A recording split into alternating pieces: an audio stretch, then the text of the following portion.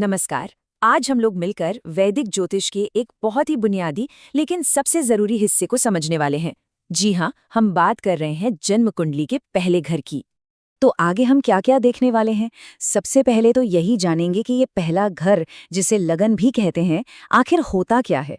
फिर इसकी इतनी अहमियत क्यों है, इस पर बात करेंगे। और आखिर में ये भी देखेंगे कि जब अलग अलग राशियां और ग्रह इस घर में आते हैं तो क्या होता है। तो चलिए सीधे मुद्दे पर आते हैं। जब भी कोई ज्योतिषी जन्म कुंडली में पहले घर की बात करता है तो उसका मतलब क्या है? चलिए इसी से शुरुआत करते हैं। अच्छा, वैदिक ज्योतिष में ना पहले घर का एक और नाम है तनुभाव। अब तनु का मतलब होता है शरीर, तो नाम से ही साफ है, ये घर सीधे सीधे किसी इंसान के शरीर, उसके वजूद, उसकी पूरी पहचान से जुड़ा हुआ है। इसे लग्न या एसेंडेंट भी कहते हैं। अब ये है क्या? सोचिए, जिस पल किसी का जन्म हुआ, ठीक उसी पल पूरब दिशा में आसमान पर जो राशि उदय हो रही थी, बस वही लग्न है।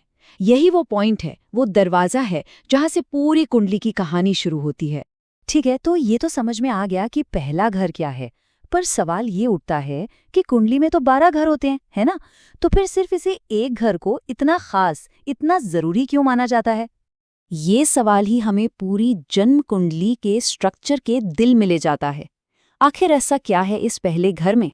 देखिए, पहले घर को ना कुंडली की नींव समझिए, किसी भी बिल्डिंग की नींव। क्योंकि यही वो घर है जो किसी इंसान की जिंदगी के लगभग हर बड़े पहलू को कंट्रोल करता है। मतलब उसकी शक्ल सूरत कैसी होगी, उसका स्वभाव कैसा होगा, सेहत कैसी रहेगी, और यहाँ तक कि उसकी किस्मत और कामयाबी भी, सब कुछ इसी से जुड़ा है। एक बहुत पुरानी कहावत है ज्योतिष में जो इस बात को एकदम साफ कर देती है कि बाकी सभी घरों का अच्छा या बुरा फल पहले घर की मजबूती पर ही निर्भर करता है। मतलब अगर लग्न मजबूत है तो समझिए कुंडली की गाड़ी का इंजन पावरफुल है, फिर बाकी घरों से भी अच्छे नतीजे मिलने के चांस बढ़ जाते हैं। तो अब जब हम ये समझ गए हैं कि पहला घर इतना जरूरी क्यों है, तो चलिए एक कदम और आगे बढ़ते हैं।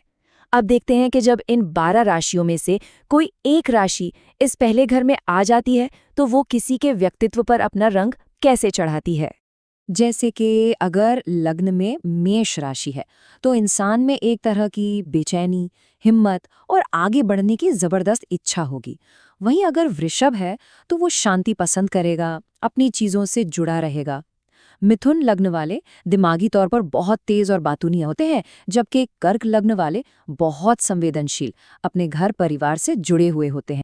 और आगे बढ़ें तो सिंह लग्न वालों में एक नेचुरल लीडरशिप क्वालिटी होती है, वो सेंटर ऑफ अट्रैक्शन रहना पसंद करते हैं। कन्या वाले हर चीज को बहुत बारीकी से देखते हैं, बहुत प्रैक्टिकल होते हैं। तुला लग्न वाले रिश्तों में और जिंदगी में बैलेंस ढूंढते हैं, वो बहुत सोशल होते हैं। और वृश्चिक लग्न वाले काफी इंटेंस, अपने इरादों के पक्के और थोड़े रहस्यमयी हो सकते हैं। अब बची आखिरी 4 राशियां।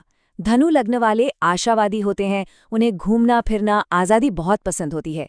मकर वाले बहुत अनुशासित और मेहनती होते हैं, अपने लक्ष्य को लेकर एकदम क्लियर। कुंभ लग्न वाले सबसे अलग सोचते हैं, वो समाज के लिए कुछ करना चाहते हैं।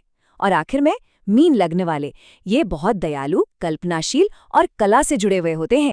लेकिन रुकिए, बात सिर्फ राशि पर ही खत्म नहीं होती। सोचिए, उस पहले घर में राशि के साथ साथ कोई ग्रह भी आके बैठ जाए तो तब तो असर और भी गहरा और मजबूत हो जाता है, एक और लेयर जुड़ जाती है।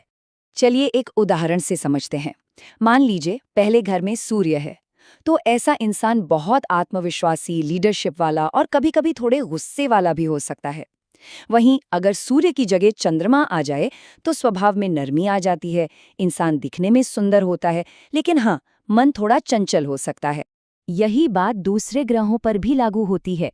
जैसे बृहस्पति, जिसे एक शुभ ग्रह माना जाता है, अगर वो लग्न में हो तो इंसान को समझदार, ज्ञानी और भाग्यशाली बनाता है। इसके उलट मंगल जैसा ग्रह, जिसे थोड़ा उग्र माना जाता है, वो हिम्मत तो खूब देता है, लेकिन साथ ही गुस्सा, लड़ाई झगड़ा और चोट लगने का खतरा भी बढ़ा देता है। तो कुल मिलाकर बात यह है कि पहला घर सिर्फ कुंडली का पहला पन्ना नहीं है, ये वो नींव है जिस पर पूरी जिंदगी की इमारत खड़ी होती है। ये वो चश्मा है जिसे लगाकर ही बाकी पूरी कुंडली को पढ़ा और समझा जाता है। यहीं से सब कुछ शुरू होता है।